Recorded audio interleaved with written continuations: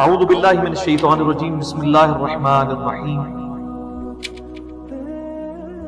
وَلَقَدْ ذَرَأْنَا لِجَهَنَّمَ كَثِيرًا مِنَ الْجِنِّ وَالْإِنسِ، اور بے شک جنوں اور انسانوں کی اکثریت ہم نے پیدا ہی دوزخ کے لیے کی۔ اللہم اجرنا من النار، آمین۔ لیکن یہ اللہ نے کوئی ظلم نہیں کیا، بلکہ اللہ تبارک و تعالیٰ نے اس کی ریزن بھی بتائی۔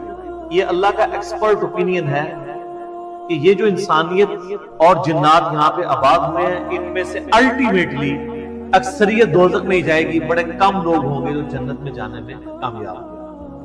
تو سورۃ العصر میں بھی آیا وَالْعَصْرِ إِنَّ الْإِنسَانَ لَفِي خُسْرٍ، زمانہ گواہ ہے اس بات کہ ساری انسانیت گھاٹے میں، سوائے ان لوگوں کے جو ایمان لے آئے، نیک اعمال کیے اور نیکی کی تلقین کرتے رہے اور صبر کی تلقین کرتے رہے۔ اس کے علاوہ پوری کی پوری انسانیت گھاٹے میں۔ اور دیکھ لیں زمانہ گواہ ہے کہ حضرت نوح علیہ السلام کے مخالفین تباہ و برباد کر دیے گئے، صرف 78 لوگ جو ہیں وہ کامیاب ہوئے۔ حضرت لوط علیہ السلام کی 2 بیٹیاں ان کے ساتھ بچائی گئی، ان کی اپنی بیوی بھی اور پوری قوم تباہ کر دی گئی۔ پوری انسانیت گھاٹے میں چلتی ہے، سوائے ان لوگوں کے کہ جو ایمان لے آئیں گے، نیک اعمال اختیار کریں گے اور حق بات کی تلقین کریں گے اور صبر کریں گے۔ یہاں پہ سورہ الاعراف کی آیت نمبر 179 میں ہے کہ بے شک جنوں اور انسانوں کی اکثریت پیدا ہی دوزخ کے لیے ہوئی۔ لَهُمْ قُلُوبٌ لَا يَفْقَهُونَ بِهَا، ان کو ہم نے دل دیے تھے، عقل دی تھی، لیکن وہ اس سے سوچتے ہی نہیں۔ وَلَهُمْ أَعْيُنٌ لَا يُبْصِرُونَ بِهَا، ان کو ہم نے آنکھیں دی تھی لیکن آنکھوں سے دیکھنے کا سا دیکھنا نہیں دیکھتے، عبرت نہیں پکڑتے۔ وَلَهُمْ آذَانٌ لَا يَسْمَعُونَ بِهَا، اور ان کو ہم نے کان دیے تھے لیکن سننے والا سننا سنتے ہی نہیں۔ اولئک کالانعام بل هم اضل، ایسے لوگ جو پایوں کی مانند ہیں بلکہ ان سے بھی بدتر ہیں، جو اپنی عقل، آنکھیں اور کان استعمال کر کے حق بات تک پہنچنے کی کوشش نہیں کرتے۔ اولئک هم الغافلون، ایسے ہی لوگ ہیں جو اصل میں غافل ہیں۔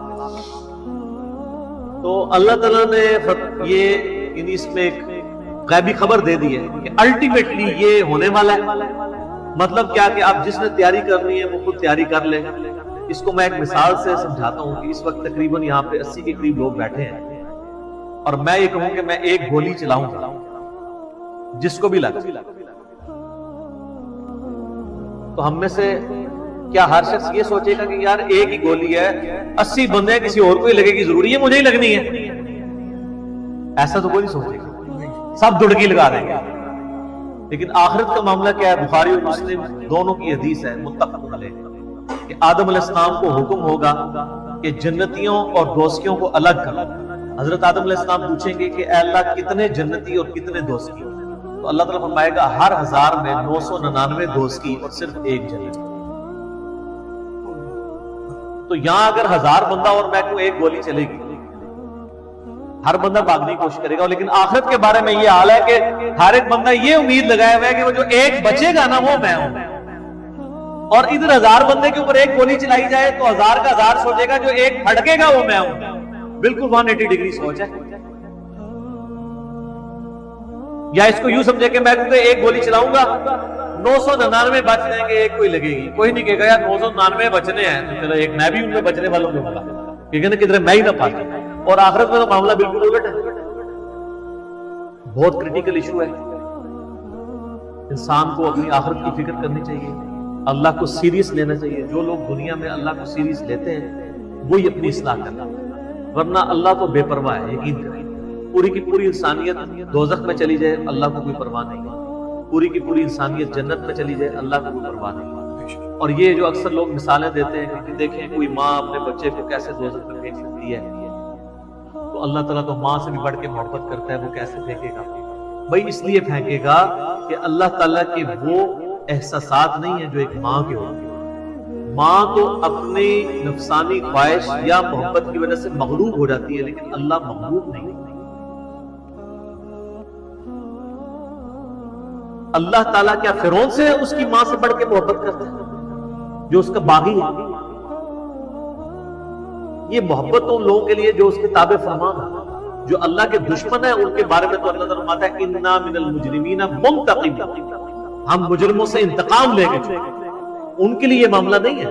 ہمیں تو یہ بتایا گیا ہے اللہ تعالیٰ ایک بوڑھی نانی اماں ہے جس نے یہ ایک نعوذ باللہ ایک سسٹم چلایا ہوا ہے، اینڈ پہ سب کچھ چھوڑ دے. نہ، اگر یہ بات ہوتی تو انبیاء کرام علیہ السلام کی تعلیمات اس طرح کی نہ ہوتی کہ لوگ جو ہے وہ کیجول زندگی گزارنا شروع کرتے ہیں. بڑی سٹرکٹ تعلیم.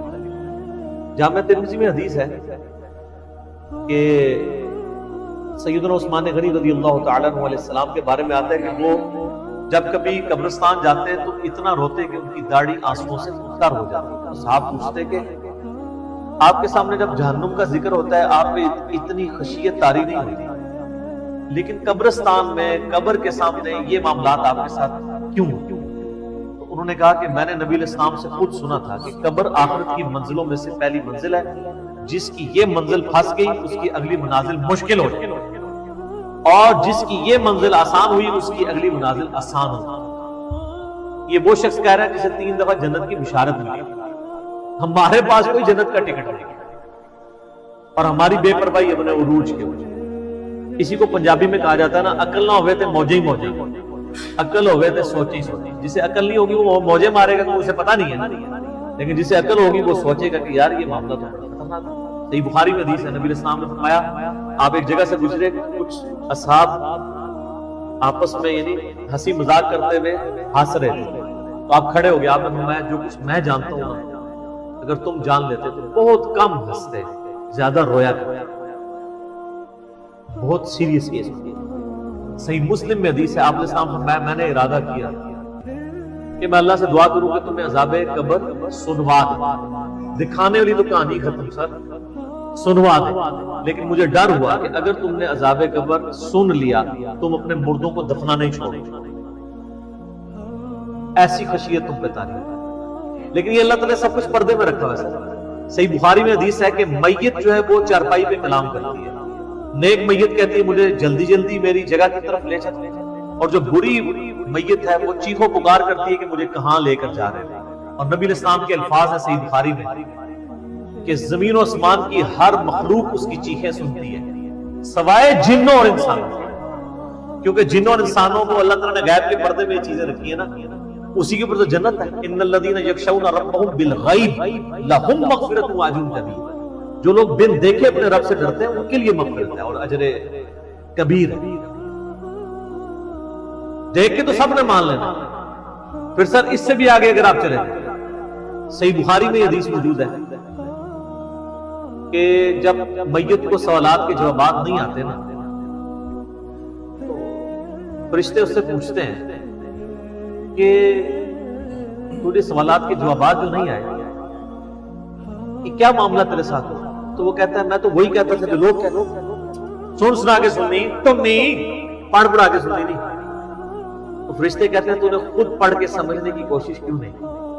پھر فرشتے اسے ایک گرز مارتے ہیں جس سے وہ زمین کے اوپر بالکل جس کو کہتے ہیں نا پیرلل ہو جاتا ہے، زمین خاک بن جاتا ہے.